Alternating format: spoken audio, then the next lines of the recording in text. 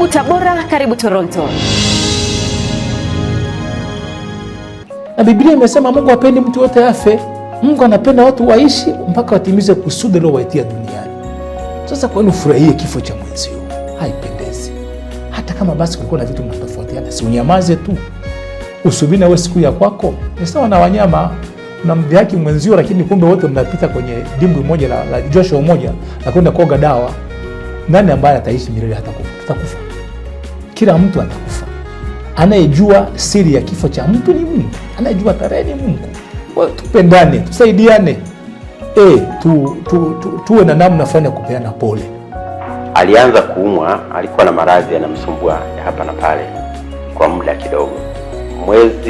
Miezi miwili hivi iliyopita alienda India, baadaye akawa amepata ahueni, akarudi na tukawa naye, na nyinyi mlikuwa mnaona tunafanya naye kazi akiwa timamu kabisa. Lakini wiki 3 pia zilizopita hali ilirudi ikiwa serious na akawa amelazwa hospitali ya Muhimbili mpaka ambapo umaiti ulimkuta hapo jana majira ya saa 6. Kwa hiyo nimeona nitoe taarifa rasmi kabisa ijulikane. Taratibu za kipolisi zinaendelea na taratibu pia za kifamilia zinaendelea. Leo nafikia ataagwa pale Kilwa Road Police pale Dar es Salaam kwa wenzake na makamanda wenzie watapata nafasi ya kumwaga pale. Kesho ataagwa pia Morogoro ambapo ndio makazi yake yalipo na familia. Alikuwa ameseto Morogoro, kwa ataagwa pia Morogoro kesho.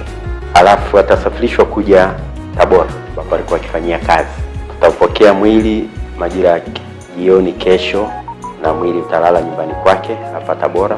Jumanne kutakuwa na misa pale kanisa la Roman Katoliki hapa Tabora mjini majira ya saa 3.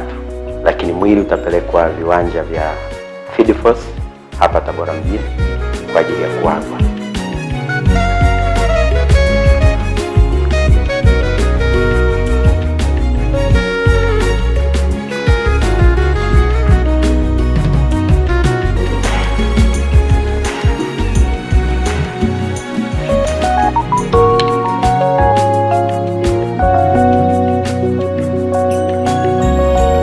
Taratibu wote utakuwa kwa namna hivyo kwamba tutaaga pale katika viwanja vya Field Force pale polisi siku hiyo ya Jumanne baada ya misa ya kanisani pale kanisa Katoliki. Then msafara utaelekea nyumbani kwao ambapo ni kijijini kwake kule Shirati wilaya ya Rorya mkoa wa Mara. Lakini ninachotaka kuwasihi na kuasa wananchi wa mkoa wa Tabora wote waliokuwa na mapenzi mema, kamanda wa polisi Abwao hakuna aliye ambaye hamfahamu na hakuna kwa namna moja ama nyingine ambaye hakuwahi kufikiwa na kamanda wetu wa polisi. Kwa watu wajitokeze wamwage, lakini kazi ya ulinzi wa mali na usalama wa raia hautakuwa umeishia hapo, utaendelea. Na niwaashue wananchi wa mkoa huu wa Tabora, ulinzi wa mali zao na wananchi kwa ujumla, ulinzi upo pale pale. Hakuna mambo mnayafanya polisi au polisi nafanya kwa bahati mbaya. Yote yanafanywa kwa mujibu wa taratibu ambazo ni za nchi. Kwa yale yote yanayozungumzwa mimi nachukulia tu ni magenge tu ya wahalifu, na ni mtu na magenge yake ya wahalifu. Kwa hiyo yasiwakatishe tamaa polisi. Polisi fanyeni kazi. Ndugu yetu Abwao alikuwa ni mtu wa watu. Ni mtu mwema ambaye muda wote anafikika, na ukiwa na shida yoyote muda wowote ukimpigia simu, kwanza simu yake ilikuwa izima. Kwa muda mwingi wote tulipokuwa na shida naye tulikuwa tunampata kwa wakati na anatusaidia kwa wakati.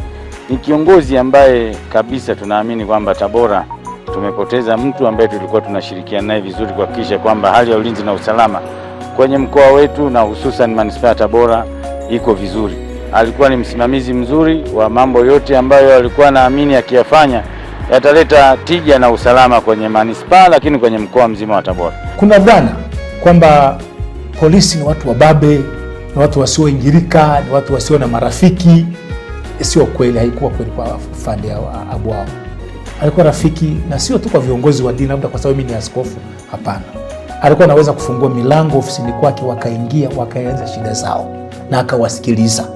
Nimeishi Tabora kwa miaka 37 naelekea karibia 40. Kwa hiyo nimeona marapisi wengi, wakuu wa mikoa wengi, maafisa tawala wengi, lakini kwa afande Abwao ilikuwa ni kitu cha pekee sana. Kuna siku moja vijana walifanya kitu kibaya hapa mjini, niseme ni kitu gani, lakini kwa kibaya kweli. na ilikuwa saa 4 usiku. Nikampigia simu, akaniambia asante sana askofu, nakuja sasa hivi mwenyewe kwenye eneo hilo husika. Akaja na akashughulikia ile jambo, likaisha salama. Nikasema ni ajabu, pengine angekuwa mtu mwingine angetuma hata watu, lakini nasema hapana, umenipa heshima kubwa, mpaka askofu umepiga simu, nakuja mwenyewe.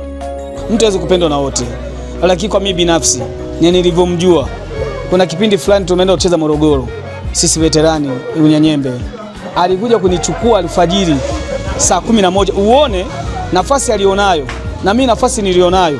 Mtu kama yeye anakuja kukuchukua kambini na kwenda kanisani kwa sababu alikuwa ni muumini mzuri. Abwao shadiriki kuwa mwenyekiti wa chama, mwenyekiti wa timu ya Tabora United.